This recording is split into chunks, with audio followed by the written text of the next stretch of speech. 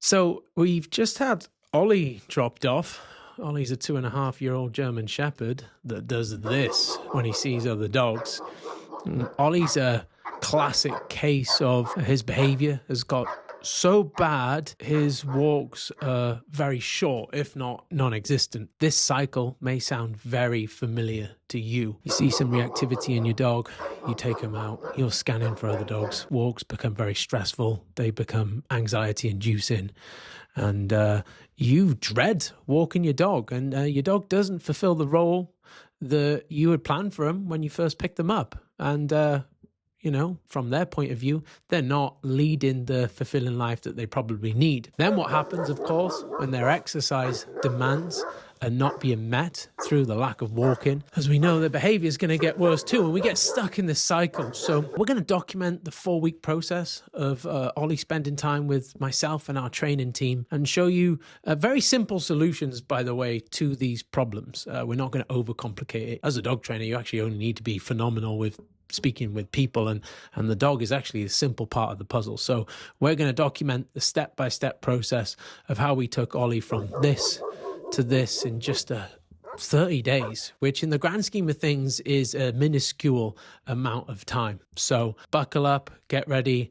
Here comes Ollie. So, Owen, you've just had Ollie dropped off. He's German Shepherd, right? Yeah, 2.5-year-old German Shepherd. Big Baz is his owner. Very reactive towards other dogs. Okay.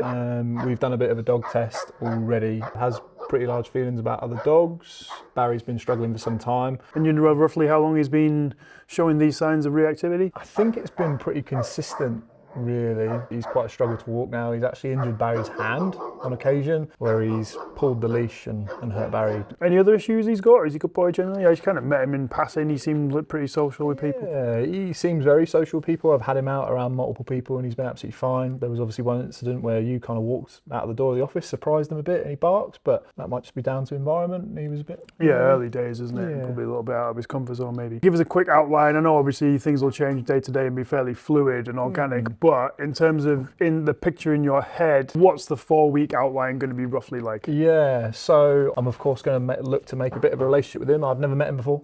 Today's the first day I've actually met him, so I'll spend some time with him, some quality time, just on his own without triggers present or anybody else present. Work on building his food motivation, just get him out eating out of my hand. Once I've had a few consistent meals and he's eating regularly, I'll start to charge his marker. After I've got his marker, the world's our oyster really. I'll probably go about training a recall. Okay. Barry's really keen to get him e-collar conditioned. Yep. So Fine, I'll do that. Get him off leash.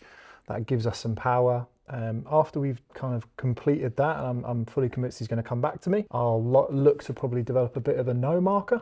Okay. So that I can stop certain undesirable behaviours and then look to start introducing him to other triggers. Once I've done a bit of that on leash, I'll probably look to do some of off-leash work. We've already spoken about how important it is to then probably re-socialise him before he goes back to Barry. Yeah. It's probably not enough to aim just for neutrality with this dog. Yeah, he's not had much dog-to-dog interaction. It's quite clear he doesn't know how to interact given his reaction. So look to do lots of that. And then just look to do like lead manners and general obedience, which will just help Barry out. Barry's ultimate goal that he's let us know about is he just wants to be able to take Ollie to a pub or a cafe and enjoy. Okay, fair enough. That's kind of the aim. Respect the ambition. Yeah, exactly. So I'm just going to look to make that as easy for Barry as possible so that it's as capable for Ollie as possible. Beautiful. What about play? Is he a player like a lot of shepherds, or is he a little bit off it? Yeah, I think he's a little bit off it. Had a toy out with him earlier. Didn't seem interested. Might just be kind of new environment, new me. Sure. But didn't seem very enthusiastic about it. And of course, it's going to be a really powerful outlet and reward system for him, and it will help us create a bit of boundaries. So look to do a bit of that. Nice. Okay. Awesome. Look forward to the 4 weeks. Look forward to the updates.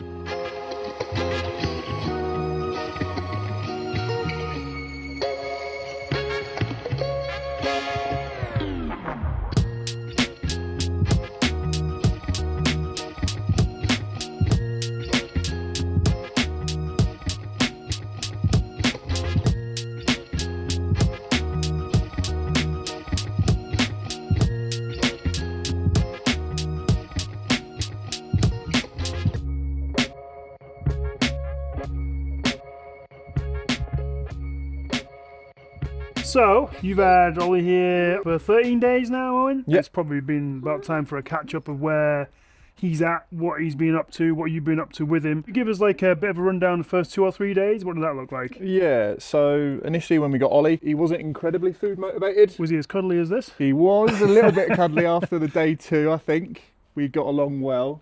He's quite a friendly boy, very social. With people, right? Yeah, with people. Yep. When we first brought him in, he was quite keen to come and see everybody. As you saw when we first got him, not so social with other dogs. Yeah, so we've got a pretty good before. I believe it was with Blue, actually, was it? Yeah, it was with Blue and I think with Stark as well. Okay, So yeah. we kind of tested him in front of those two. Had quite big feelings about other dogs, but those first kind of 2 or 3 days, just tried to settle him in as much as possible. Okay.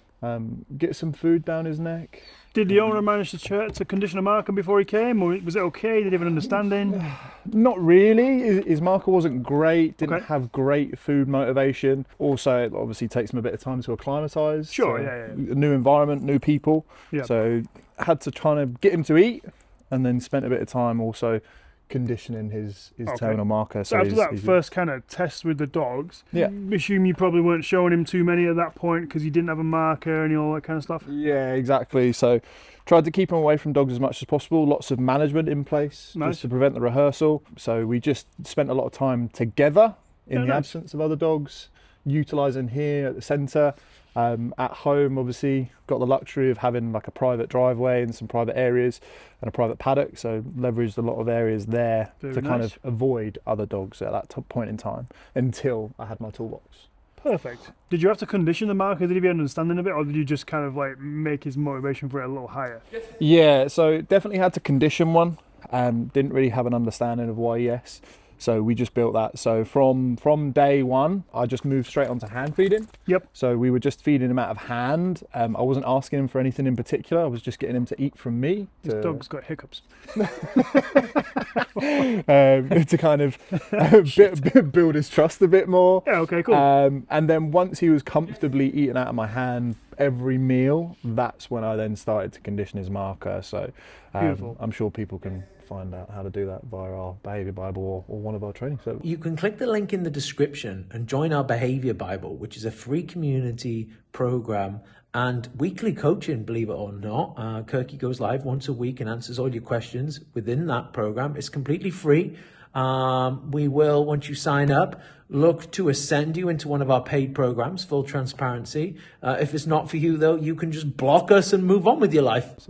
Lovely, for sure. All right, okay, so once you had a marker, where did you head next? This was a dog that you went mental at, and he's not now, so obviously there's been something going on. So where did you go after the marker? So after I had his marker, my first priority was to try and get him off leash. Cool. Barry, his owner, hasn't really had him off leash yet since he became reactive. Cool. His recall's obviously also not great. So the first thing that I started to do was overlay his e-collar and utilising his marker to create the association. Once I'd done that and I was quite comfortable getting him out, getting him freedom, getting him fulfilled, that's then when I kind of started to work with dogs at a distance. Yeah, cool. So beyond threshold. So that was literally just using his yes marker to do a bit of counter conditioning. All right, I don't know if we've got a bit of footage of this, but when he saw Shadow when he first came up, his threshold distance was a long way. Yeah, massive. Was it still as far as that once you'd conditioned your marker, or could you bring it in a bit? Yeah, I could bring it in a bit because I had the ability to interrupt and gain his attention back to me. Cool. Whereas initially when he saw Shadow, I think that was the start of day 2. Yeah, I think so. Yeah. So I had no real ability to kind of gain his attention. Yeah, looking for something to do and Yeah. didn't yet have something else to do. Yeah, exactly. fair Hadn't created any new preferential behaviours yet. All right, fine. Yeah. Any toolage, anything else you've done? Obviously, that's probably taken us up to about 8, 9, 10 days, is it? But obviously, we're on 13. I know he's met one of your big fellas. We'll talk about that in a minute. Yeah. But in terms of when you were teaching him the redirect and all that kind of stuff, giving him a different job to do, any tools you've used? Yeah, so I changed him out onto a 2.25 prong. So Cool. Ollie has previously been on a prong with another trainer. Okay. Don't believe it was conditioned that well. He was on a 3.25. Not that we slate other trends. No, not at all. But didn't really mind pulling into it. Okay. So either the consistency from the handler wasn't great, Fine. or the education from the trainer wasn't great. Okay, nice. So changed the toolage slightly, put him out onto a 2.25 prong, so a bit more acute pressure. Yep. And just started to add in some negative reinforcement alongside his marker. So make his marker a bit more powerful. Yep. Remove other options and bring his value back to me and away from other things that might be, to his opinion, higher value, whether that be cats. Found out he really likes cats. Yeah, they do that, don't they? Yeah. Okay. Or other dogs. So it just gave me a okay. bit more power steering, for lack of better words, That's with cute, him. isn't it? It is cute. He is I a cute suppose boy. for like the people watching the video, obviously you've turned like negative reinforcement, but essentially all you mean is pressure to change perception of the dog, right? So like, Yeah, exactly. If we try and simplify it a little bit, he's very cute, isn't he? He is very cute. Okay, fine. Yeah. And then on top of that, obviously you've done a bit of conditioning of a kind of maybe don't do that discipline marker. Yeah. 100%. Because obviously you still at a fair bit of distance with dogs, and you managed to keep him under reaction threshold. Yeah. I hate the word fucking threshold, but you were able to keep him under that if you used your marker really frequently, but needed a little bit more assistance, right? Yeah, the frequency had to be quite high, and to be completely honest, still to this day, Ollie's food motivation isn't like as high maybe as it could be. Okay. Potentially. Yeah. And that's mainly just down to the food that he's on. How's his cuddle motivation? His cuddle motivation is pretty strong, as you can see. So like you say, we didn't really have the ability to teach Ollie not to bark at other dogs. Yeah. So he, as we kind of discussed when he first came in, that was kind of one of the things in which we needed to do also. Yeah. So we also had a boot camp in last week. Yes. So it's quite helpful that I used Ollie as the demo. So we conditioned a no marker. Yep. To kind of tell him you can't do that, but you can do whatever else you want to do, to give him, again, as much freedom as possible. Got you. So we did that. We did some condition of that with some non-emotional things. And then once I knew he had an understanding of that marker, as he did our yes marker, I then started to put him in front of other dogs and say, don't bark at that other dog. Cool. Yeah. When I saw that all week at boot camp, it was really good. It was impressive. Yeah. Impressive work. Yeah, it is. And then I'm going to make you tell the story. Because it's valid, right? Yeah, it is. We make errors valid. and we fix those errors. It's okay. 100%. Obviously, you took him to meet the big fella at the weekend, your big Rotty Thor. Yeah. Which is a fucking brilliant idea in terms of like re-socializing him and getting him actually interacting with dogs. Like hands off, hats off to you. But it didn't go quite as smooth as maybe could have. No. But was absolutely fine, right? Because you had something in place to fix it. Yeah, exactly. With both dogs as well. So yeah, obviously took him to go and see my Rotty on the weekend, which was going to be quite a hard test for him. Yep. Given that, as you know, my Rotty can be quite pushy. Yeah. And stary. Yeah, good word. The typical stary Rottweiler. So the first thing that I did on the Saturday when they met for the first time, because I thought Ollie might have a bit of a problem with him maybe, just given his stare and his tendencies, the Rottweiler that is, Thor, for those of you that don't know. Introduced the two of them on the Saturday, did a bit of a re-socialisation drill with them both. Lovely. To get them comfortable in each other's company, which actually went really, really positively. Nice. No animosity between the two that I could see anyway. So then from that point on, both boys had had a walk, both boys had had their kind of exercise for the day, so I didn't really see the point in taking them out together at that time. But then on the Sunday morning, I'd already done some e-collar conditioning with Ollie, so that was part of his recall, overlaying that. And I thought, actually, let's take them both out together. So I took Ollie and Thor out together. I even sent you a video of the first 2 minutes of the walk. It was going really, really smoothly. Yeah. Both of the boys didn't really have an interest in each other, to be quite frank. Give like the setting for that, because obviously like it wasn't like a meeting like, hey, here's my dog, here's your dog. No, yeah, I know they were both in canny or dogs at that point. But in terms of like the environment you did it, it's quite important. So just give like the setting, give the stage. So I was on a local recreational ground to my house. I got both dogs out of the van. I had a friend assist me. They walked ahead of me with Thor. I took Ollie in behind, kind of didn't do a face-to-face greeting. That's where a lot of people obviously make mistakes with on-leash greetings. But I wanted to have a leash on both of them, just to have them both in a controlled manner, in a controlled setting. My Rotty's pretty low energy, as you know anyway, which is a good odd dog to introduce Ollie to first off. Not that we hadn't introduced him to some dogs already here, so we kind of already knew the process. But took them in behind each other, let them have a sniff of each other. Then once Ollie had got comfortable sniffing Thor, moved Thor in behind. Ollie was a bit more intimidated by that setting. Yeah, but it's probably... I just positively reinforced him for kind of being calm in the moment. Gave them both a leave it command, which was taught in the moment. Yep. Thor already had one, but gave one to a bit more to Ollie, and then kind of just had them be in each other's presence. So kind of what Ollie and Blue are doing now, just lounging about near each other, existing, being neutral. Then on the following day, took them out together. So the main thing for me is I wanted to keep moving. Didn't want to go stationary, didn't want to build any tensions, any friction. So kitted both the boys up in the van, opened the van doors, got them both out of their crates and just went and just started moving straight away. It was a bit more of a woodland walk that opened up into a bit more of a few open fields. We were coming up to a corner. Ollie was in my vicinity, hadn't really gone far from me yet, just kind of working out what the criteria was for the walk. Thor was doing his own thing up ahead. We were about to turn a corner. In hindsight, I should have put Thor into a downstay because he has a downstay, but I recalled Thor instead. Head-on passes, obviously quite conflicting for dogs. It's something that Ollie struggles very much so with. And Thor came bounding towards Ollie, coming towards me. But in Ollie's perception, in Ollie's perception, Thor was coming towards him. So immediately, Ollie lunged at Thor, gave a few had a bit barks. of something to say about it. Had a bit of something to say about it. Thor barked back, and at that point, obviously I thought I might have had a bit of a scrap on my hands, but luckily both dogs have a solid no marker.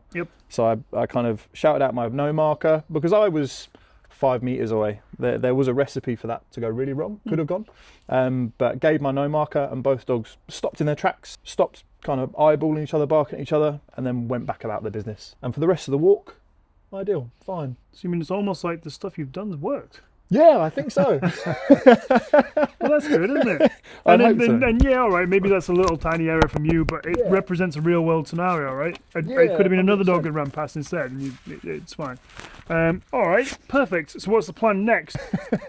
Cuddling. The plan is cuddle. He's like, I'm bored now. What's the plan next? Obviously, you've got a couple of weeks left. How do you see it panning out? Yeah, obviously we'll do another update soon, but so I want to get Ollie's e-collar pitch perfect. So I want to ensure that that's good also around all sorts of prey animals. So I need to do a bit more kind of real world application of that. Cats, most definitely, to give his owner a bit more confidence. Also, Ollie's owner, Barry, is really keen to be able to take him everywhere with him, wants to make his world really big and his own world really big. Nice. And at the moment, he's restricted. Yeah, exactly. And his world's become small because of his penchant for shouting at dogs. Yeah, exactly. So I have to walk him in secluded areas, do the typical early morning, late evening walks. Whereas really he wants to be able to take him to cafes, pubs and enjoy the local area of which he's got, whereas he's not getting to enjoy that local area at the moment. So what I really want to do with Ollie is do exactly that, get him out to some cafes and pubs, do some real world application of all of his training. Jump on the boot camp Friday? Yeah, I'm going to jump on the boot camp with him Friday, show everybody what it's all about, aren't we, Ollie? And then also re-socialise him with as many dogs as possible. Because I think the real problem for Ollie is he hasn't got many mates. It's kind of like you. Yeah, fair enough. I don't know if I've got any, so yeah, he's probably beaten me already. I think he's just me, so. Yeah, exactly. Hasn't got many mates and doesn't know how to interact. Yep, same. I can, I get it. So, and that became very clear when we were doing the re-socialisation drills with some of our stooge dogs last week and Thor. So the more normal I can make that for Ollie, the better life his life is going to be long. Get his average experience up, eh? Yeah, exactly. Whilst maintaining a bit of control. Yeah. We don't run into any other type of problems. Yeah, play as well is a big one. I want to get Ollie to a really good point with play. As a German Shepherd, of course, he needs that. As you saw then, he likes to jump up a lot. So what I also aim to do is kind of put the jumping up on a cue. And have a bit more of an enough and play is going to help me to teach that and ensure that play is more focused around toys. Beautiful. Yeah. All right, wonderful. I look forward to seeing the end result. Yeah. Kudos to you, sir. Going well so far. Keep us updated. Perfect. Ding!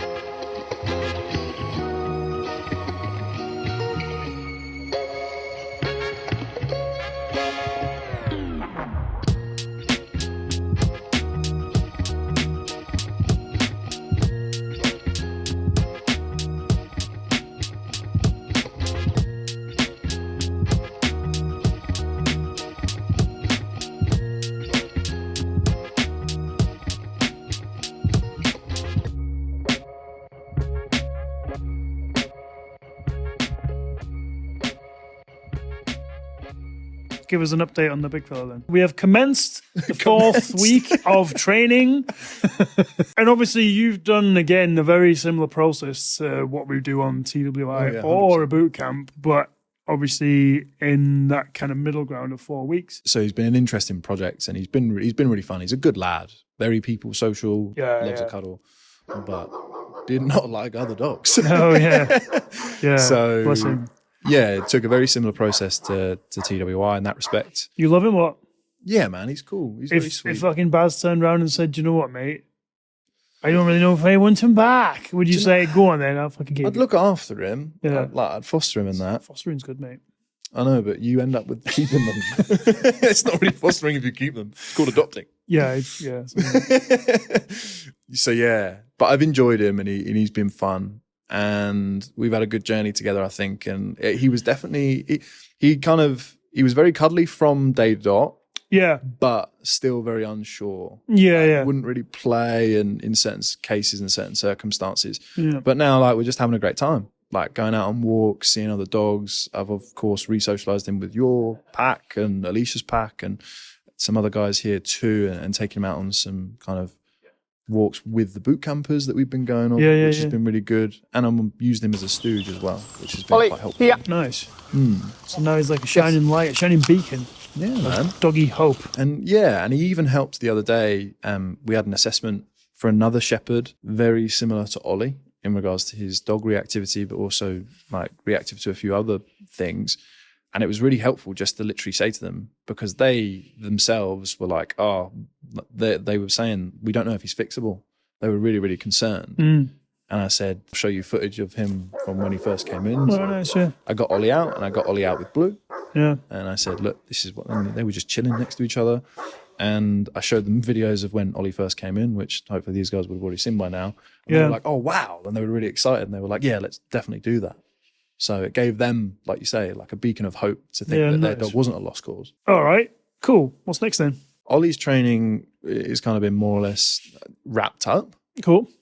I think it was wrapped up a little bit ago, wasn't it? But you've just been kind of like getting him out there now. Just building on it, doing like as much re-socialization as I can, getting him out as much as possible around as many dogs as possible and as very environmental factors as possible as well.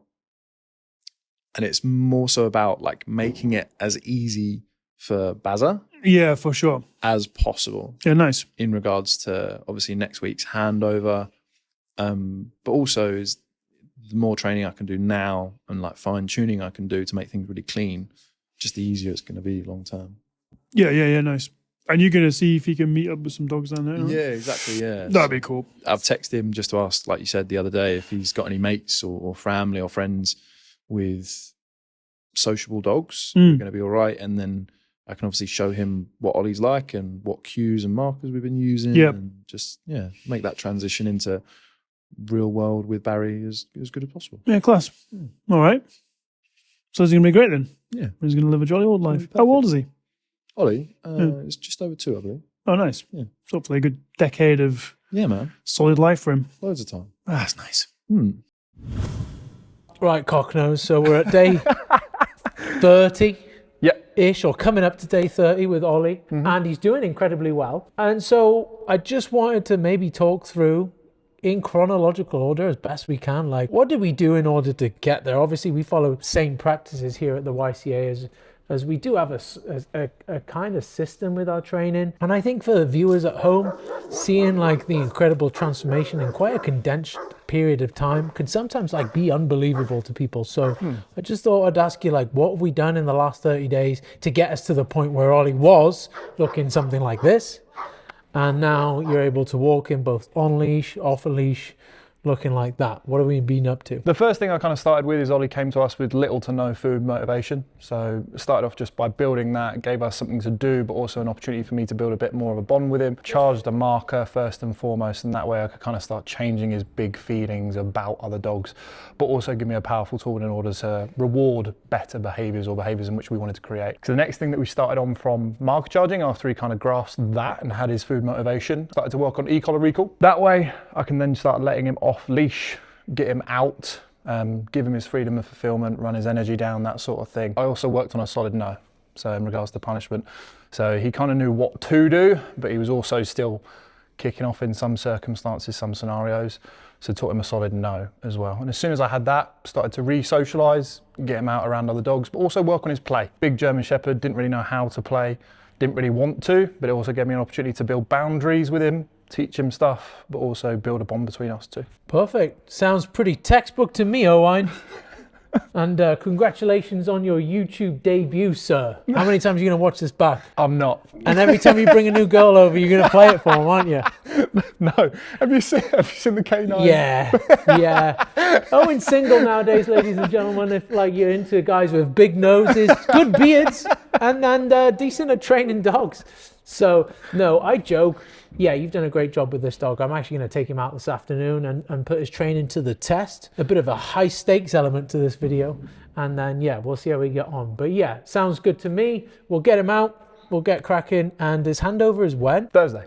Thursday. So you're taking him down south back home? Yeah, taking him down south back Where's home. he from? Milton Keynes. He's from Milton Keynes. So Ollie's going to head back to Milton Keynes. Owen's going to do the handover, which we'll get some footage of. And we'll get some updates from Mum and Dad, I'm sure. Or Dad. Dad. Barry? Baz.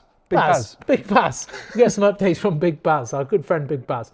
All right, good job, cocknose. So we're going to the park. Here's Susie, by the way. She's on the other side of YouTube today because we've got these handheldy devices.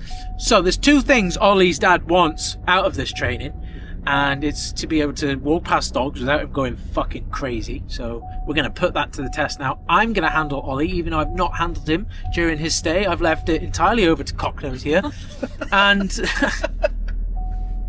the second thing he wants to do is take him to the pub. So once we've done our walkies, we're going to go to the pub and see how he fares there. Again, fresh handler, not worked with the dog yet. Let's see how he gets on. That's lovely. Oh, no, we're still here. Goodbye. Oh, wow, this brings back memories. I think we should throw back to a younger J-Rod here, also venturing this car park, except for they weren't tents here last time, with a young German Shepherd, and I believe... Susie, what was his name? Do you remember? I'm pretty sure that's the first YouTube video I ever watched. There you go. We're concentrating on not barking at dogs today. Hey, heel. Good. We have overlaid the e-collar on top of his loose lead walking or heel work, whatever the fuck you want to do. Boy, hi, handsome. Could just do with finding maybe a dog or two. Thing is, with people in the UK, they only like walking the dog when the sun comes out. Unfortunately, that's only 4 or 5 times a year. Therefore, we have a lot of problem dogs. Good boy. Some dogs making a noise over there. There is a dog over there. We spotted a dog. Good boy. Nice. We're going to do some sticky leg stuff. Because you can't kick the fuck off while you're stuck to my leg. Hey, Ollie. I have not handled him yet. Not done any training with him. I am purely acting as if what the fuck is going on here? This is a pretty good test. I'm going to put my shoulders back. We've got an Italian greyhound. Now, he was like curious. Yeah.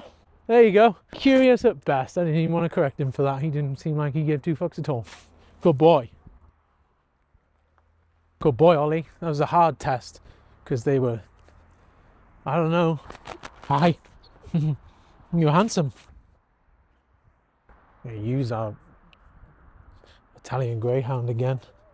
Although I think the novelty might have worn off. It's actually the second park we've been to today.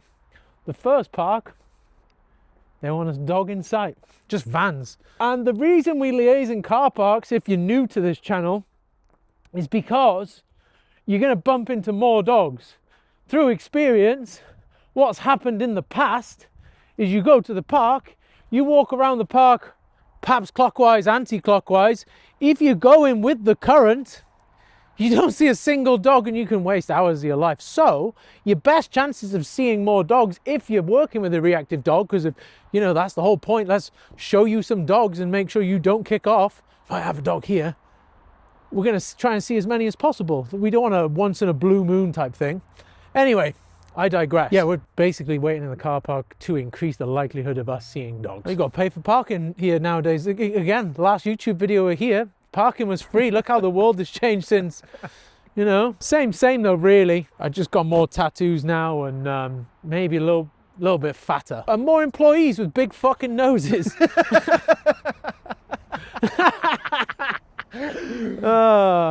It's okay, we're both rugby lads, we don't want a bit of banter. Whoa, whoa, whoa, whoa. Okay, now we have a regular sized greyhound, if not a deer hound. So we're going to give ourselves a bit of a run up so we pass as organically as we can. I believe that's a border terrier bark. You'll have to correct me if I'm wrong, but it sounds like a little border terrier. We're going to put our shoulders back. And again, I don't want to throw him in a very compromising situation, but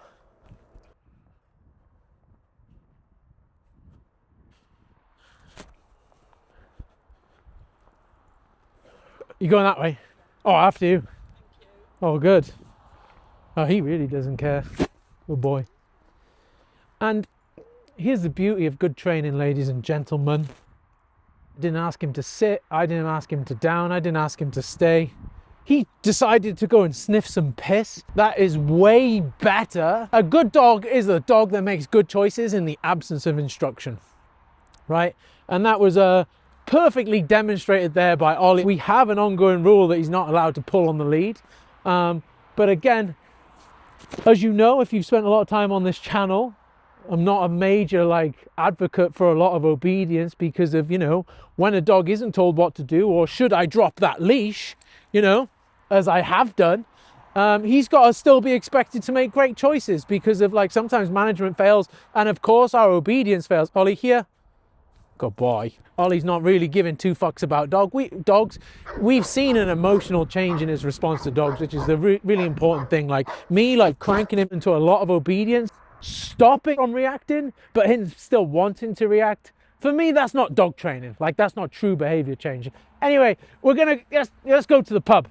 So since we have this crazy alcohol culture in the UK, a lot of people ask us when we help them out with their dogs if we can habituate their dog to the pub, which is great for our staff because they get to spend a lot of time in wonderful Americanized franchised establishments like Hickory's. That might sound horrendous to you, but it's actually a great place and they always look after us. So shout out to Hickory's when we go in a second. So yeah, we're going to take Ollie. Again, I've not handled him in any sort of setting besides what you've just seen, especially not Hickory. So we're going to go get in. We're going to go get a cold pop because we do not drink when we are responsible for other people's animals.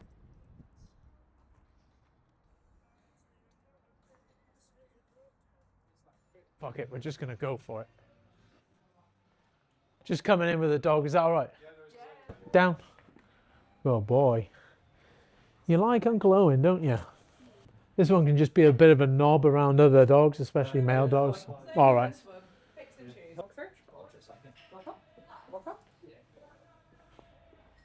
Lie down.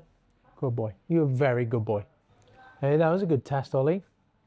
Again, curious, which is great. What we saw from his body language there, without boring you all to fucking death, is oh hey, are you cool? Comparatively to what we saw 3 weeks ago, 4 weeks ago, I'm gonna fucking end you, motherfucker. So I'm proud of Ollie. Don't let Owen ever watch back this video and allow him to hear this, but I'm proud of Owen too. They've done a good team effort together. The fact that me as a stranger to Ollie, although I can handle a dog, as a stranger to Ollie is able to handle him, pass a bunch of dogs, sit at the pub, lie him down under first command. Not perfect. He's not going to be as good for me as he is Owen, and conversely his dad, but we've not done a true handover process. I've just taken the fucking dog from him and, you know, started walking him along. Hi mate. I've just got a brisket taster. Oh, stunning. Thank you. Thanks very much. Some brisket for the boy. And I don't mean Owen. Thanks mate. Happy days. Pop, Ollie, can Ollie have some brisket? Yeah. Yeah. Yeah. Down. Good boy. Who's that nice? Oh, down in one, Ollie. Oh, nice. He's lovely, isn't he? You're nice. You got nice ears. You got lovely ears. I've met a lot of German Shepherds I don't like. I've never met a trained German Shepherd that I dislike, though. Key point there. German Shepherd, probably the greatest dog on the planet, so long as they're trained to a good standard.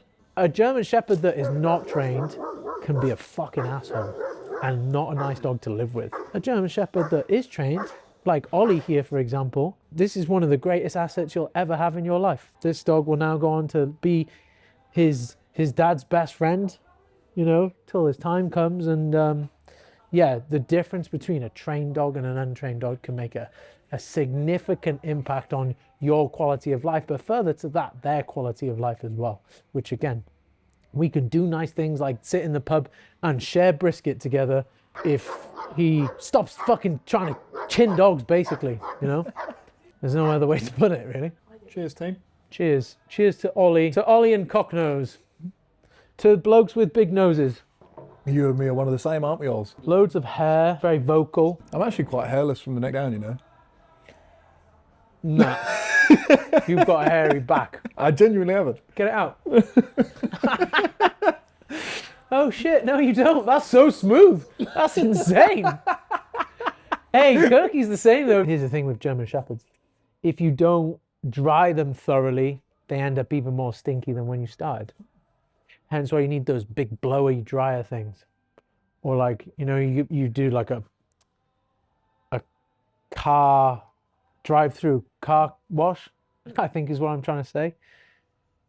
And they have the, you could do one of them for a dog, for a German Shepherd. We'll take you to the car wash tomorrow, Ollie. You was a naughty boy a few weeks ago. Yeah. Okay, we're going to go for the hands-free down. Hands-free. He don't want to fuck any people up, does he? No. That's all right then. You're a good boy. He's like, yeah, I ignored him. You're going to give me a bicky? That can't go on forever, all. We can't pay you every time you're not a knob. Well, in that case, I shall return to being a knob. Oh, you could keep him easy, couldn't you? He's got a great face. I think you spend long enough with a German Shepherd, like nothing really beats it. I like kind of the big chunky breeds. Like Pablo Shadow. That's a sick dog, to be fair. Yeah, I do like Shadow. I like Kev. Yeah, Obviously Kev's like a lot Thor. though, but yeah, Kev's a lot, it is yeah. a sick dog. Chupa's pretty sick. Yeah, I do like those breeds as well, to be fair. I like Dennis. Dennis is pretty cool. Chode. The Chode. Chode himself. Here's how you tell if a dog is a massive whopper. Sit, right? There's only one test you ever need to do, right? Right, I'll show you. Ready? Paw. Yeah, whopper. Whopper. I just want to stipulate, I did not teach him that. And for the record, you can train a dog to a good level without them being a robot and losing all their personality, right? Sit. Down. Sit. Yeah, fuck it. No, you can't just... What a good boy.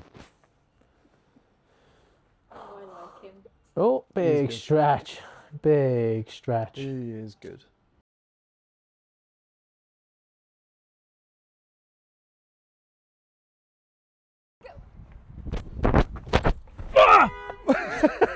So that wraps up one of the final chapters of Ollie's journey. We're going to send Owen down south with some sort of recording device, a wire, and yeah. I'll get a picture with Baz. Get a picture of Baz so you can put a face to the name. The man behind the legend that is Baz, that gets to live with a great German Shepherd. A splendid one. You gonna miss Ollie? Yeah. Oh no. Oh, stuck on my face. It's all about me. No, he doesn't want me to share the limelight. Yeah, gonna miss the lad. He's been very sweet. He's been Thor's best mate for the best part of 3 weeks now. How was it when you first introduced Ollie to Thor, given they're both large males? Yeah, it was actually all right. I thought it was going to be quite prickly. It wasn't. It was really good. Kirky and I spoke in his 7 day check-in, how their first off-leash walk went together.